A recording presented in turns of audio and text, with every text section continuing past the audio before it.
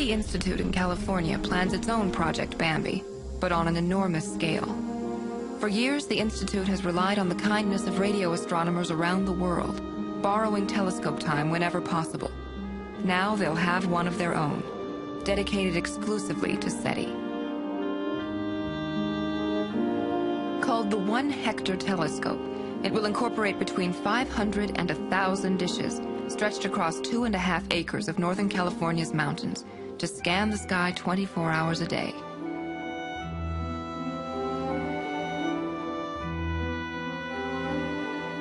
Occasionally we have gotten excited. Hasn't turned out to be the right thing, but it's enough of a taste so that it's going to be a pretty amazing feeling for somebody someday when that happens. And there's champagne on ice. Everywhere we observe, there's champagne on ice.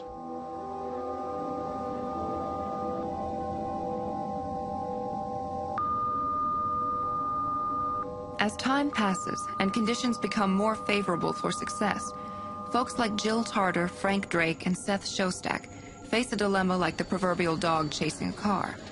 What happens when they catch it? What happens when they finally hear the signal that has eluded them for so long? All right, here's the scenario. We picked up this signal, and you know, it's going to take a little bit of time to actually verify it. It's hard to estimate, but on the basis of signals that we've gotten that have had us fooled for a while, I suspect it would take on the order of 1 or 2 days for us to feel confident ourselves that this was the big one. So we have to get an independent group to see if they can verify it with a different telescope and a different set of software, different set of instruments, and so on. If they can independently see this signal, there are ways to make sure it's coming from a long distance and check it out thoroughly. Then an announcement will be made. A highly advanced extraterrestrial civilization has been contacted. We are not alone in the universe. We've signed a voluntary protocol that was drafted by the International Academy of Astronautics and the International Institute of Space Law, which basically says, really check your data before you make an announcement. Don't cry wolf. But then as soon as you're sure, tell everybody. I'm standing here in Washington, D.C., and I have to say this city is just buzzing about aliens. If and when the epic news is revealed to the world, it's impossible to anticipate for sure how we will react. Now, that's a report that says a highly advanced... We can speculate, but the combination of wonder or woe, rapture or rage that will seize our civilization is ultimately unknowable. I don't trust the government that they can handle this problem. When the aliens come, it's going to be big. A lot of the public reaction to detecting a signal from life beyond Earth is going to depend on how readily we can understand what that signal is attempting to say. Now, it could be that there is a lot of information embedded in the signal, and that may take some time to extract from the signal, and then having identified that there is some sort of a message.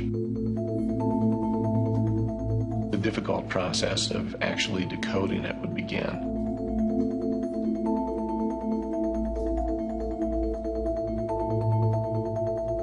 If civilization is sending us a deliberate signal, it will be probably sent anti-cryptographically. That means it'll be easy to decode. It'll have language lessons, lots of pictures.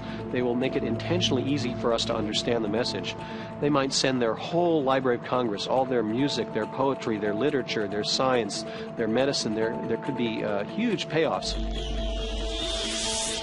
And another civilization that's more advanced than us may be in contact with other civilizations, perhaps millions of civilizations in our galaxy.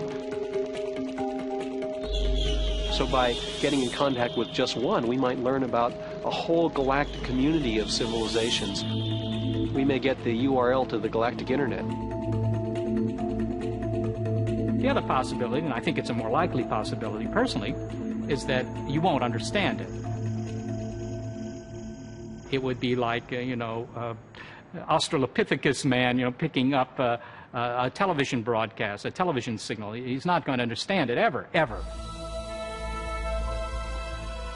And we might be in that situation. I can imagine we get these bits, and people spending their lifetimes for hundreds of years trying to figure out what these things mean and never succeeding. That could be the case.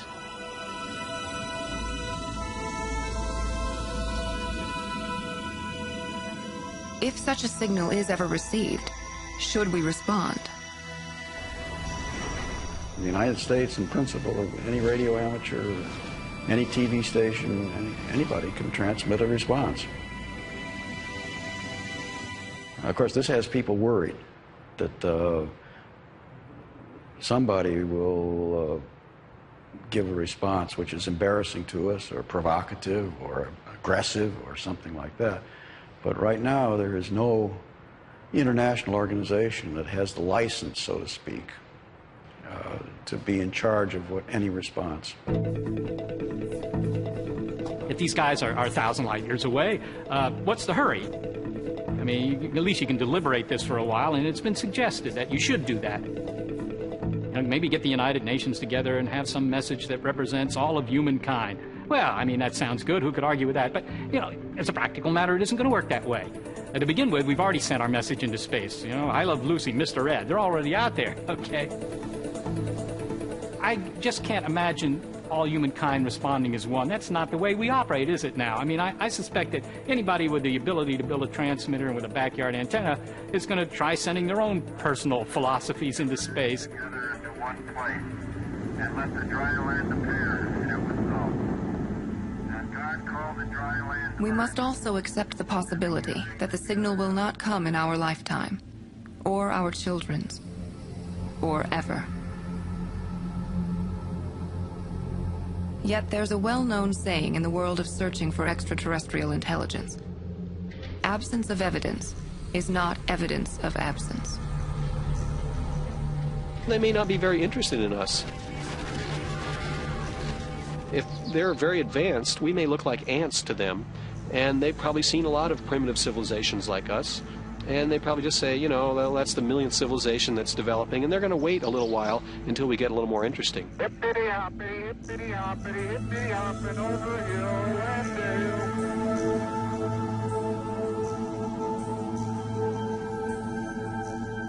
Carl Sagan, the scientist who captivated Americans with the wonders of astronomy, believed the search for ET intelligence was important, whether we ever locked onto a signal or not.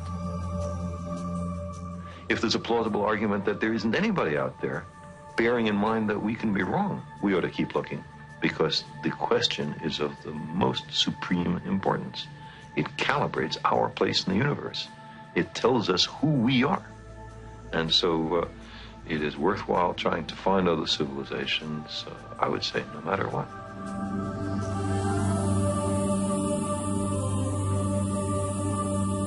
Aliens may not exist. They may be ignoring us until we grow up, or they may be quietly observing us. They may even be waving frantically to get our attention, and we haven't noticed. Yet. If we ever do make contact, we can be sure that our response and range of emotions will be as varied as humankind itself. Until that day, we must remain wary of hyperbole and hoaxes. View all claims with healthy skepticism, yet at the same time, prepare ourselves for the most earth-shattering news in history. We truly are not alone.